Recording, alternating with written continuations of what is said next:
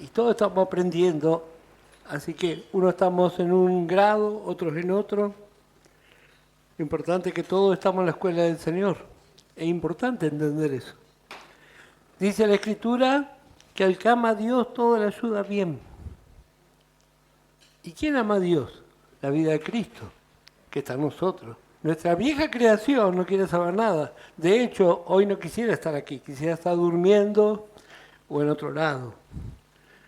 Así que la vida de Cristo agradece por los problemas, por las circunstancias. Nosotros tenemos esa lucha interna.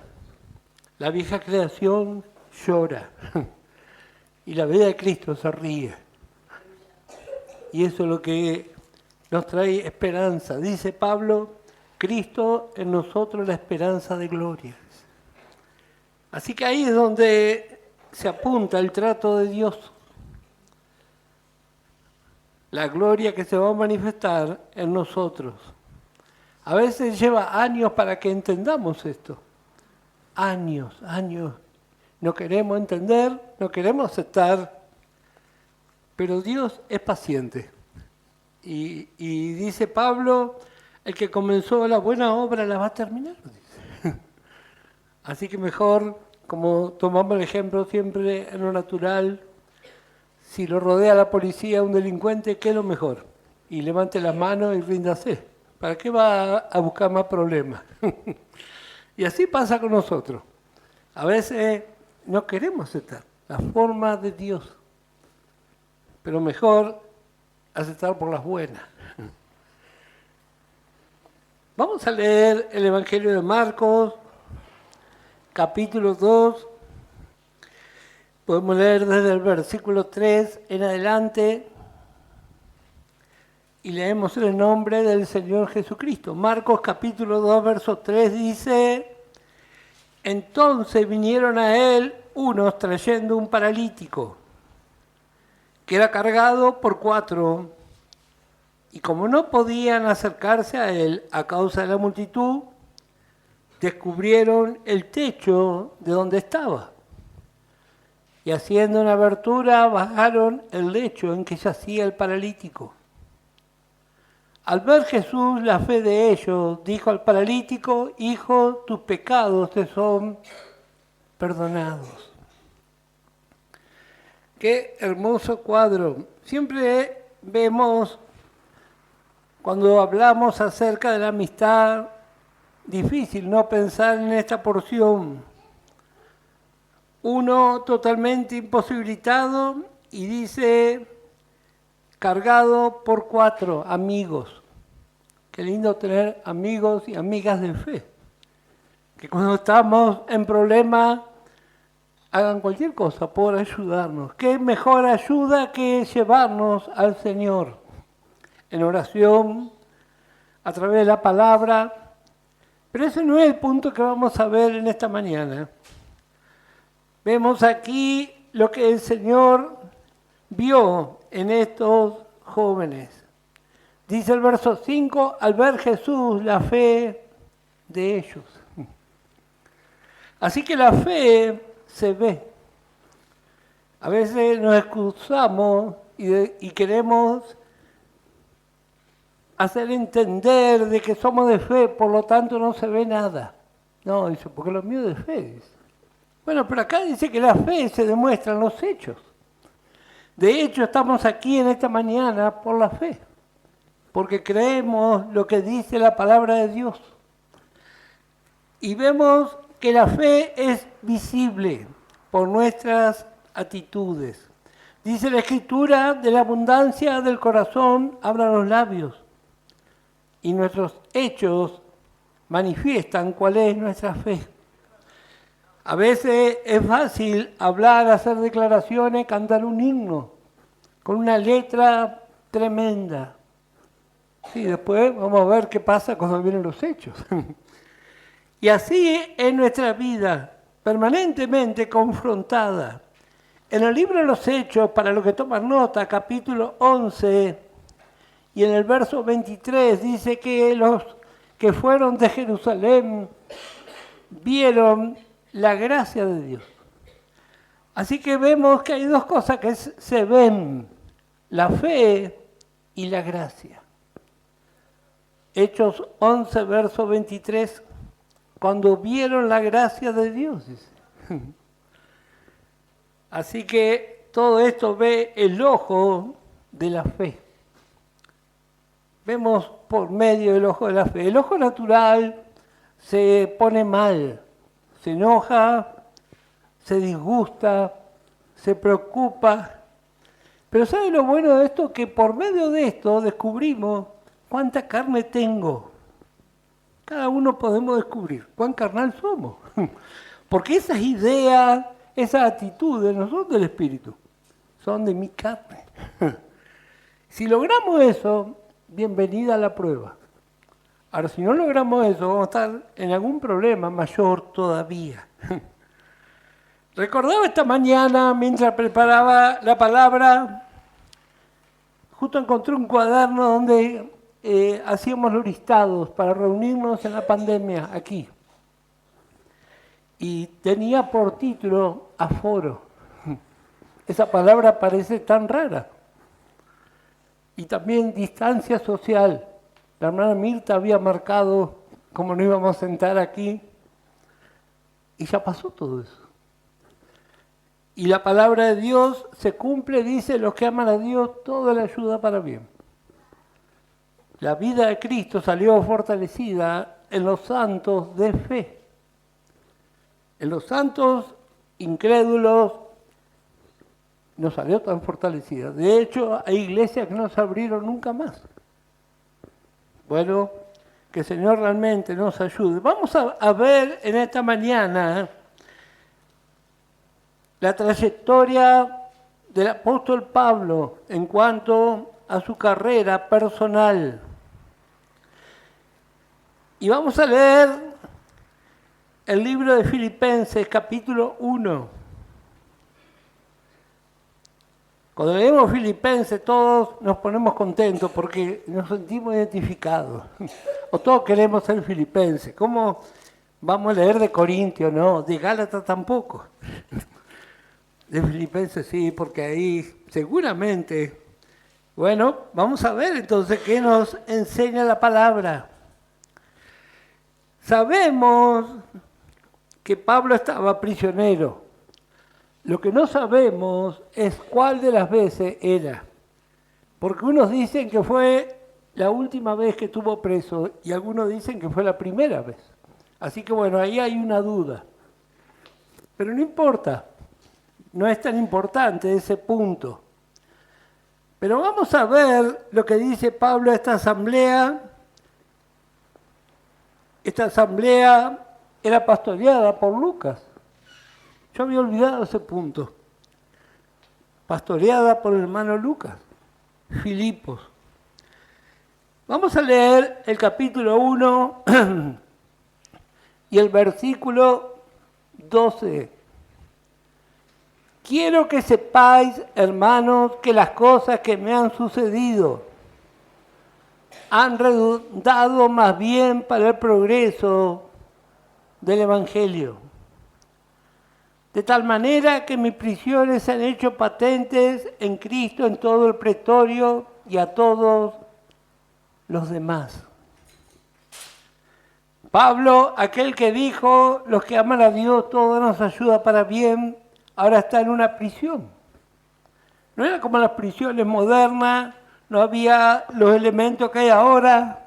De hecho, los historiadores dicen que esas cárceles eran tremendas en cuanto a la falta de higiene.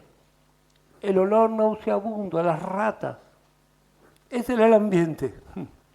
Pero Pablo no se está quejando aquí. Y hay una cosa muy interesante que Pablo hace mención. En realidad esta carta, preciosa carta, tiene palabras claves que se repiten muchas veces. Y palabras muy interesantes para encontrar la etimología de cada palabra. ¿Cuál es el origen? ¿Qué quiere decir? Y acá dice que todo esto ocurrió, verso 12, ha redundado más bien para el progreso del Evangelio. Esta palabra progreso era una palabra latina y fue muy usada por las legiones romanas. Ellos usaron esta palabra. ¿Y qué significa esta palabra? Abrir paso donde no existía un camino. Eso significa progreso. Ellos tenían compañías militares de progreso. Eso iban, hacían los caminos, abrían brechas en medio de los bosques. Y Pablo tomó ese ejemplo. Él fue uno de los que ayudó al avance del Evangelio. Y ahora estamos usted y yo aquí. ¿Y qué es lo que vamos a hacer? Y vamos a continuar. Hasta el fin. Abrir paso donde no existía un camino. Eso significa la palabra progreso. Dice Pablo, quiero que sepáis, hermanos, que las cosas que me han sucedido han redundado más bien, para un creyente no espiritual, hubiese sido un desastre. Pero gracias al Señor por el ejemplo de Pablo. Todos estos problemas fueron para el bien, para el progreso del Evangelio. En esta carta encontramos, como dije, hay varias palabras clave. Las dos principales son la palabra evangelio y la palabra gozo. Evangelio, buena noticia. Gozo significa estar satisfecho. ¿Estamos satisfechos? Pablo estaba en un calabozo. No había derecho humano, no había nada. Pero él está lleno de gozo. Evangelio, capítulo 1 de Filipenses y el verso 5. Pablo dice, el verso previo dice que siempre oraba en sus oraciones por estos hermanos, por vuestra comunión en el Evangelio desde el primer día hasta ahora. Esto es distintivo de estos hermanos filipenses. Comunión permanente. A veces nosotros tenemos una comunión un tiempo. Nos encontramos, después nos distanciamos, pero los filipenses no fueron así. Dice, vuestra comunión en el Evangelio desde el primer día hasta ahora. Qué lindo tener comunión así entre los santos. La comunión, ¿de qué habla? Bueno, habla de tener cosas en común. Y no estamos hablando de cosas materiales, estamos hablando de una visión en común. Por eso hay comunión. A veces los hermanos se confunden y dicen nuestra comunión es por la sangre de Cristo. No, por la sangre de Cristo somos hermanos. Es una relación, pero comunión es por la luz. Tenemos la misma luz, creemos en la vida eterna, creemos en la preparación de la esposa, creemos en dos creaciones, entonces podemos tener comunión. Siempre recuerdo a nuestro hermano Virgilio, ponía un ejemplo, él tenía un hermano aviador y decía, cuando nos juntamos él me habla de aviones y yo no entiendo nada. No hay comunión. Bueno, así también ocurre en lo espiritual. ¿De qué vamos a hablar si no es de las cartas de Pablo, de la preparación? Bueno, Pablo tuvo comunión y así también nosotros deseamos tener comunión unos con otros. Dice, por vuestra comunión en el Evangelio desde el primer día hasta ahora. Yo a veces, varias veces he hecho comentarios. Hay algo infiltrado dentro del mensaje. Muchos ni se dan cuenta. Hay una enseñanza que hace énfasis en la obediencia y no en la fe. Ojo con eso. Y hay hermanos, es tan sutil que la mayoría ni se da cuenta. El énfasis es en la obediencia, está mal. El énfasis es en la fe que trae la obediencia. Porque obediencia sola, sin fe, es legalidad. Y los hermanos no la entienden. Y dale otra vez, y dale otra vez. Bueno, tenemos que orar eso. Se ve mucho en los cursillos eso. Predicadores que hablan de obediencia y no hablan de fe. Bueno, entonces, para orar. Capítulo 1 y el verso 7. Como me es justo sentir esto de todos vosotros por cuantos tengo en el corazón y en mis prisiones y en la defensa y confirmación del Evangelio. Todos vosotros sois participantes conmigo de la gracia. Así que estos hermanos vivían un evangelio activo. Activo. Dice, ellos participaban en la defensa y confirmación del evangelio. Esto, por supuesto, no es una defensa carnal. Algunos se confunden. Versículo 17,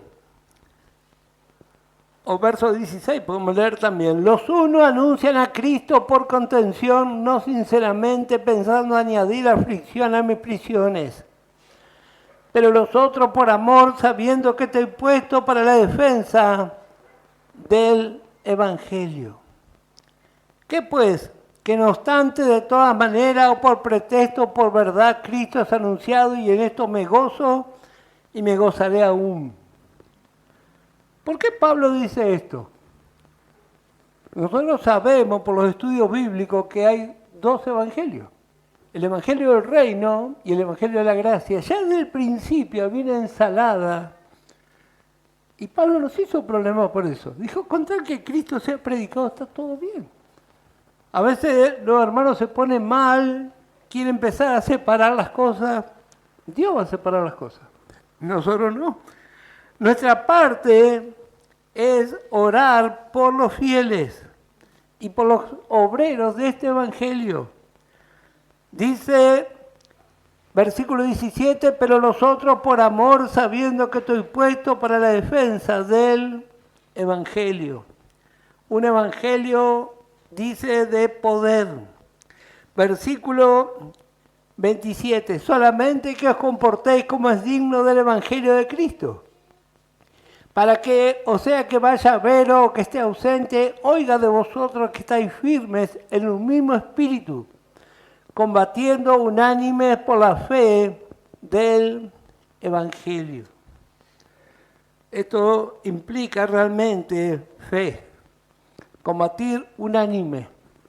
¿Qué significa esa palabra? Un alma. No dice un espíritu. Ahí vienen los grandes problemas, que nuestra alma se ponga de acuerdo con otra, en obediencia a lo que dice la palabra de Dios, al orden establecido por Dios. Así que vemos una y otra vez, para los que toman nota, capítulo 2 de Filipenses y el verso 22 vuelve a hablar del Evangelio,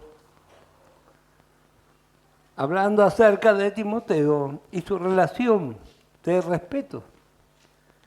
Capítulo 4 y el versículo 3 también vuelve a hablar de su relación con el Evangelio y los obreros fieles que había en aquel entonces. Y también, por último, el versículo 15 de este capítulo 4. Segunda de Timoteo, capítulo 4, podemos leer el verso 16. Lo que nos llama la atención es la actitud de Pablo. Pablo, aquel que fue llevado al tercer cielo, recibió esta revelación, ahora está en un calabozo. Y no está lamentándose, sino que aprovecha para escribir. Segunda de Timoteo, capítulo 4, y el versículo 16 dice, en mi primera defensa ninguno estuvo a mi lado, sino que todos me desampararon. No les he tomado en cuenta. Esto también forma parte de la vida de fe, la experiencia de la soledad. Desamparado, él utiliza esa palabra, me desampararon, o sea, lo dejaron solo. Y eso en este tiempo es muy común, que pasemos esta experiencia. ¿Y qué aprendió Pablo ahí? Bueno, si leemos los versos que siguen, dice, pero el Señor estuvo a mi lado. Eso es fe. Él podía haber dicho, a esto le enseñé, les preparé, le adiestré y ahora me dejaron solo. Él no dice así. Eso también forma parte de la vida de fe. La soledad, el abandono, el desamparo. Pablo no se rindió. ¿Por qué a veces nosotros nos queremos rendir? ¿Usted cree que la vida de Cristo se quiere rendir? No. Pero mi vieja creación sí se quiere rendir. Entonces ahí aprovechamos a juzgar nuestra naturaleza. Filipenses capítulo 3, creo que todos conocemos de memoria el verso 13. Dice, hermanos, yo mismo no pretendo haberlo ya alcanzado, pero una cosa hago, olvidando ciertamente lo que queda atrás y extendiéndome lo que está adelante. Prosigo a la meta. Habíamos dicho, esta expresión nos habla de un jockey de caballos. Esta expresión habla de alguien que se echa sobre el animal para que corra más rápido. Pablo no está pensando en lo que pasó. ¿Qué pasó con los corintios? Lo trataron de mujeriego, lo trataron de un mal hermano por quedarse con las ofrendas. Y todas las cosas que dijeron. Pablo dice, eso quedó atrás. A veces nosotros por años estamos atragantados con algo que dijeron. Pero gracias al Señor que vemos en la vida de los vencedores y son una inspiración también para nosotros. Mateo capítulo 21 y el verso 19. Queremos ser fructíferos hasta el final. Dice el verso 18, por la mañana volviendo a la ciudad tuvo hambre y viendo una higuera cerca del camino vino a ella y no halló nada en ella sino hojas solamente. Y le dijo, nunca jamás nazca de ti fruto. Y luego se secó la higuera. Sabemos que dispensacionalmente esta porción habla de Israel, pero también cuál es la enseñanza para nosotros. Que en el reino de Dios no hay objetos decorativos. No hay para hacer simplemente algo decorativo, sino fue puesto para dar fruto. ¿Y usted y yo para qué estamos? Para dar fruto. Esa es nuestra responsabilidad en este corto tiempo. Ya los que tenemos cierta edad sabemos que se va rápido el tiempo, pero tenemos que fructificar, más allá de las circunstancias. Si queremos ver circunstancias, le vemos al apóstol Pablo. Naufragios, problemas de todo tipo. 2 Corintios, para los que toman nota, capítulo 11, ahí tiene una lista. Náufrago, hambre, desnudo. Y no lo vemos quejándose. Al contrario, se alentaba. Proseguía a la meta, se agarraba más fuerte del caballo en su carrera. Y así también nosotros. Nuestra tendencia muchas veces, humanamente, carnalmente, es a escondernos. Comenzamos a razonar. Por ejemplo, hay varios ejemplos en la Biblia, pero uno de ellos es Jonás. Libro de Jonás, en el capítulo 1 de Jonás y el versículo 8. Cuando razonamos, nos queremos ir. Así le pasó a Jonás. Dice, entonces le dijeron ellos, decláranos ahora por qué nos ha venido este mal. ¿Qué oficios tienes y de dónde vienes? ¿Cuál es tu tierra y de qué pueblo eres? Y él le respondió, soy hebreo y temo a Jehová. Qué raro. Teme a Jehová y se va. ¿Ve que nuestras declaraciones muchas veces no tienen nada que ver con lo que dice la Biblia, con nuestros hechos? Soy hebreo y temo a Jehová, Dios de los cielos, que hizo el mar y la tierra, y aquellos hombres temieron sobremanera. Bueno, huir de la presencia de Dios. Jonás no entendía el amor y la misericordia de Dios. Entonces se enojó. ¿Cuántas veces nosotros somos igual? Nos enojamos con Dios. Nos enojamos con los hermanos. Bueno, ¿y quién va a perder? Pregúntele a Jonás cómo le fue. De cabeza al mar y encima se lo tragó una ballena gigante.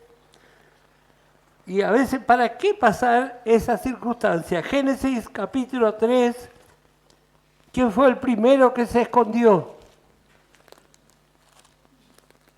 Me decía un pastor, el problema que tenemos es que somos una familia, pero cada uno vive en una casa distinta. Entonces nos escondemos, no nos congregamos. ¿Quién fue el primero que se escondió? Génesis 3, verso 8. Dice, y oyeron la voz de Jehová Dios que se paseaba en el huerto al aire del día, y el hombre y su mujer se escondieron de la presencia de Jehová Dios entre los árboles del huerto. Mas Jehová Dios llamó al hombre y le dijo, ¿dónde estás tú? ¿Dónde estás tú? Cuando empezamos a razonar, vienen todos los problemas. Huimos. Creemos que no podemos escapar. Dice el salmista, ¿dónde voy a huir? ¿Dónde podemos huir? Y si no, a veces somos como Pedro. Hechos capítulo 10, ¿se acuerda qué pasó con Cornelio? Hechos capítulo 10, le encontramos a Pedro. Dios está tratando con Pedro, y Pedro bastante obstinado todavía. Hechos 10 y el verso 24 dice, al otro día entraron en Cesarea y Cornelio los estaba esperando, habiendo convocado a sus parientes y amigos más íntimos. Cuando Pedro entró, salió Cornelio a recibirle y postrándose a sus pies adoró. Mas Pedro le levantó diciendo, levántate, pues yo mismo también soy hombre. Y hablando con él entró y halló a muchos de los que se habían reunido y les dijo, esto es memorable, verso 28, vosotros sabéis cuán abominable es para un varón judío juntarse o acercarse a un extranjero. ¿Cómo habrá caído eso? Imagínense, el predicador llega y dice, yo tendría que haber estado al otro lado, pero vengo por ustedes. Bueno, a veces así somos. Queremos escondernos, no queremos ser realmente útiles al Señor. ¿Para qué dijo esto Pedro? ¿Qué va a ganar con esto? Bueno, a veces somos como Pedro también.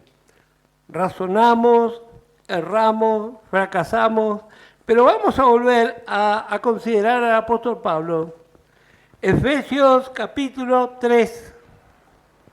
Por medio de las cartas de Pablo recibimos revelación y nos preparamos. Y Pablo experimentó su propia medicina. Efesios 3, verso 17. Para que habite Cristo por la fe en vuestros corazones, a fin de que, arraigados y cimentados en amor, seáis plenamente capaces de comprender con todos los santos. Y continúa. ¿Dónde está la clave de nuestro avance, de nuestro progreso? Arraigados y cimentados. O sea, echar raíces. En el reino vegetal hay varias cosas muy interesantes para considerar. Usted seguramente habrá visto, hay unos elementos que se llama hongo. Creo que todos hemos visto alguna vez. Probó de sacarlo, es muy fácil. A veces lo tocamos y se cae, porque no tiene raíces. Bueno, a veces así también somos los cristianos. Cualquier cosita nos saca de nuestro lugar. Tenemos nuestro lugar en Cristo, que es inamovible. Pero también tenemos nuestra responsabilidad, la obra de Dios. Hay creyentes que nunca se establecen en un lugar. Así que Pablo habló de esto, está arraigado y cimentado. En la antigüedad no había, como hay en la actualidad, ahora utilizan otra técnica para la construcción. Encadenado le llaman. Antes no había eso, era todo cimiento. Y de eso dependía la firmeza de una construcción. Arraigados y cimentados, dice. Habla de estar estables, quietos. Van a venir los vientos.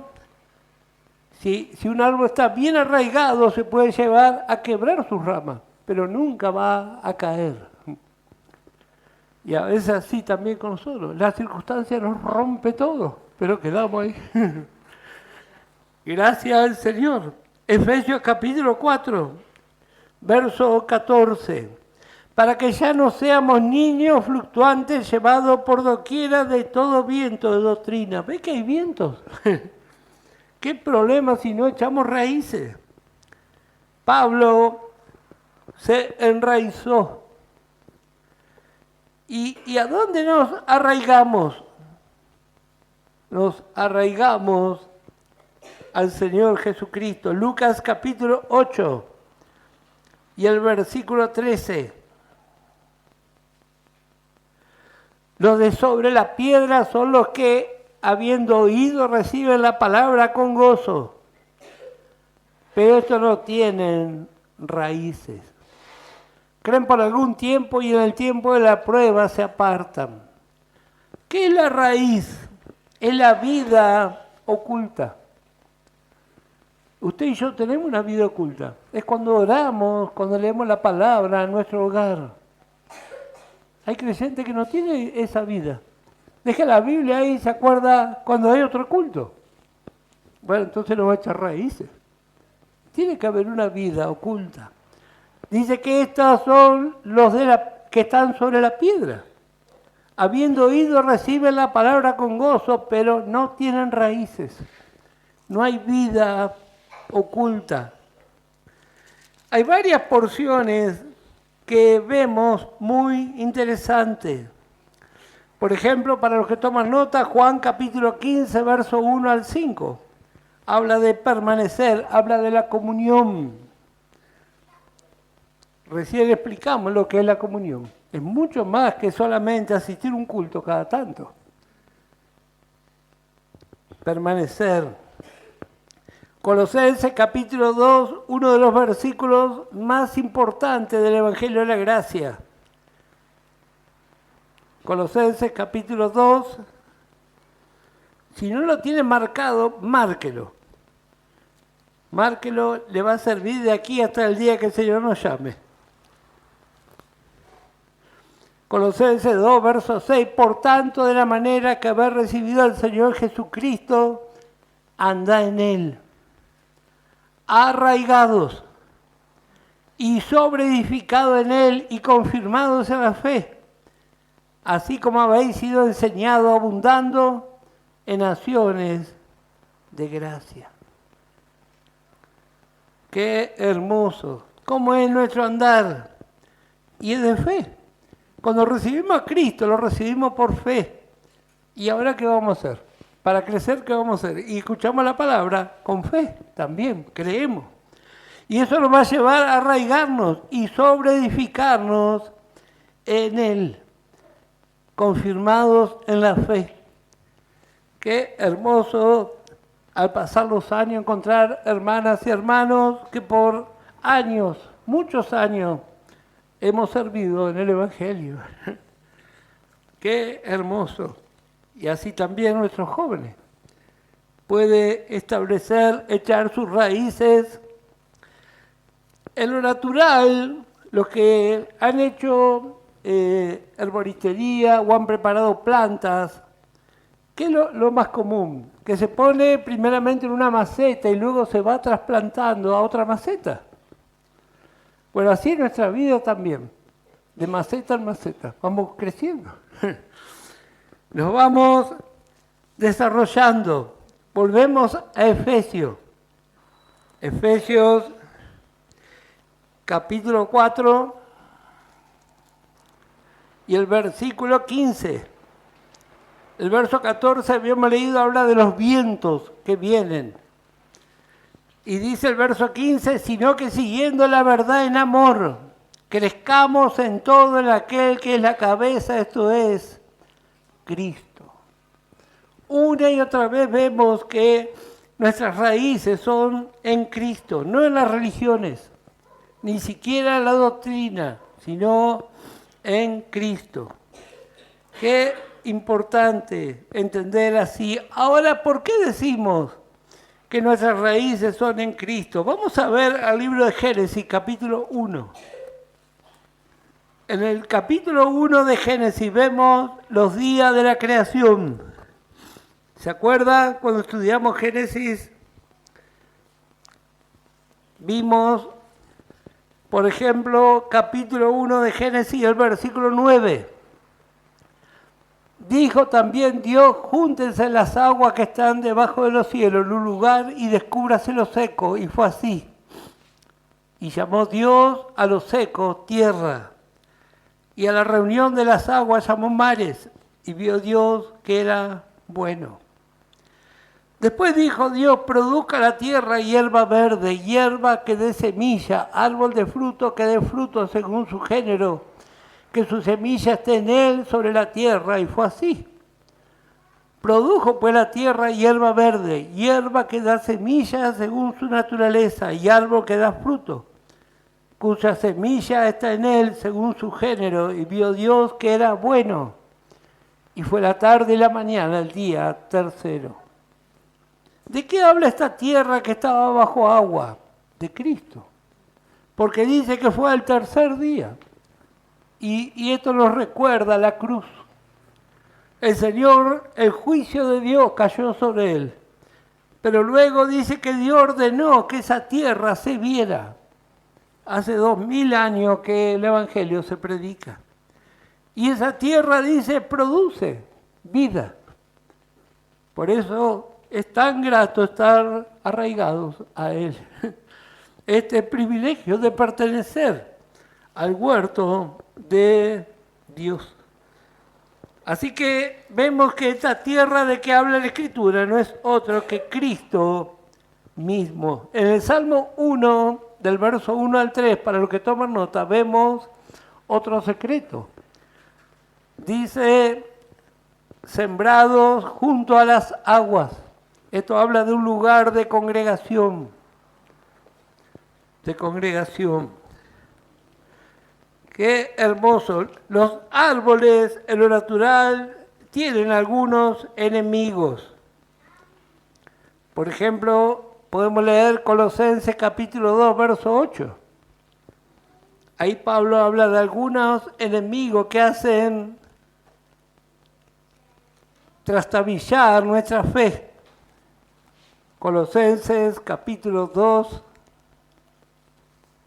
Mirá que nadie os engañe por medio de filosofías y huecas sutilezas, según las tradiciones de los hombres, conforme a los rudimentos del mundo y no según Cristo. Porque en Él habita corporalmente toda la plenitud de la deidad y vosotros estáis completos en Él, que es la cabeza de todo principado y potestad. Aquí en estos 3 versículos hay tanta enseñanza, ¿verdad? Habla de los peligros sobre la vida de los santos. Habla acerca de que nosotros estamos completos en Cristo, no hay que agregar nada a nuestra salvación. Los hermanos que no entienden creen que hay que perseverar hasta el fin y algo más. Pero también dice, en Él habita corporalmente toda la plenitud de la deidad, hablando de todo aquello que necesita el ser humano. Tenemos que aprender a conocer al Señor, cuán completo es Él para nosotros. También Pablo hace referencia, para los que toman nota, 1 Corintios 15 y el verso 33, hablando de las malas conversaciones. 1 Corintios 15, verso 33. Proverbio capítulo 1, verso 10, también tenemos otra referencia, a consentir. Dice, no consientas el pecado. Así que Pablo vivió esta experiencia, él vivió grandes cambios en su vida. Él pasó de ser un religioso cuidado, un religioso con dinero, pasó a ser un desventurado humanamente viendo, un pobre anciano golpeado, con hambre, desnudo, pero siendo útil hasta el final. Él entendió lo que dice Cantares, con este finalizamos, capítulo 4. Cantares, capítulo 4 y el versículo 12. Huerto cerrado eres, hermana mía, esposa mía, fuente cerrada, fuente sellada. Me llamó la atención, nunca había visto la diferencia entre un huerto y una huerta. No sé cuántos saben acá la diferencia. Yo la verdad que me enteré esta mañana. Un huerto nos habla de un lugar pequeño, un lugar donde hay plantas muy especiales. Así que esa es la definición en masculino, un huerto. Un pequeño sembradío. En cambio, la palabra huerta en femenino habla de una expansión mayor, donde hay muchos tipos de plantas. Y aquí vemos lo que el Espíritu Santo preparó para la tsunamita. Un lugar muy pequeño. Es un lugar de comunión con el Señor. No es un lugar popular. No hay multitudes aquí. Es algo pequeño. Huerto cerrado eres, hermana mía, esposa mía. Decía un hermano, en un huerto que está cerrado nadie puede entrar. Nos hace recordar del Salmo 22 cuando el Señor oró por su esposa. En la cruz el Señor pidió, dijo, libra del perro a mi única. Así que estamos cerrados por el Señor. Pero tampoco de ese lugar se puede escapar nadie. A veces nos queremos escapar. Cuando viene la tormenta, el frío, el viento huracanado, ¿cómo me gustaría huir de aquí? Así dijo David. ¿Quién me diera alas? Dice. Está cerrado. Qué hermoso lugar de preparación. Huerto cerrado eres, hermana mía, esposa mía. Fuente cerrada y fuente sellada. Es el mismo sentido. Es agua que está destinada para ese lugar. Y eso habla de la palabra de gracia. Esto es lo que Dios preparó para esta mujer en lo natural. Y cuánto más para nosotros en lo espiritual. Primeramente describe el lugar y luego dice, tus renuevos son paraíso de granados con frutos suaves, de flores de alenia y nardos, nardo y azafrán, caña aromática y canela, con todos los árboles de incienso, mirra y aloes, con todas las principales especias aromáticas, fuente de huertos, pozos de agua vivas que corren del Líbano. Y ahí se anima, esta joven dice, levántate Aquilón y ven austro.